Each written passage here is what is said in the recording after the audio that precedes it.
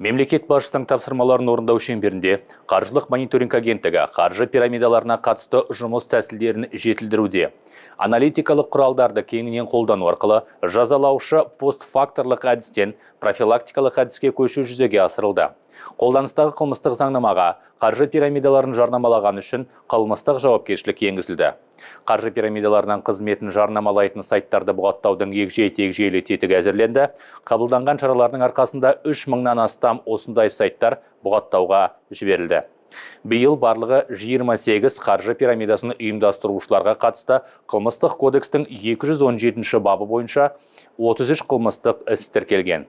Сот 7 қылмыстық істі қарады, олар бойынша 11 адам сотталды. Оның ішінде біреуі шет мемлекеттің азаматына қатысты. Барлық тұлғаларға нақты мерзімге 3 жылдан 6 жыл 8 айға дейін бас бостандығынан айыру жазасы тағайындалды. Бұл ретте 7 адам 5 жылға бас бостандығынан айырылды. Қаржы пирамидаларының қызметін ұйымдастырған үшін бірқатар тұлғалар сотталды. Атап айтқанда Нұр-Сұлтан қаласындағы Астана Раушан касса айналымы, Алматыда B2B ювелир және тұңғыш халық бағдарламасы. Шығыс Қазақстан облысында Денежный поток, Батыс Қазақстан облысында Лидер, Ақтөбе облысында Unique Finance, Түркістан облысында Асыл Инвест.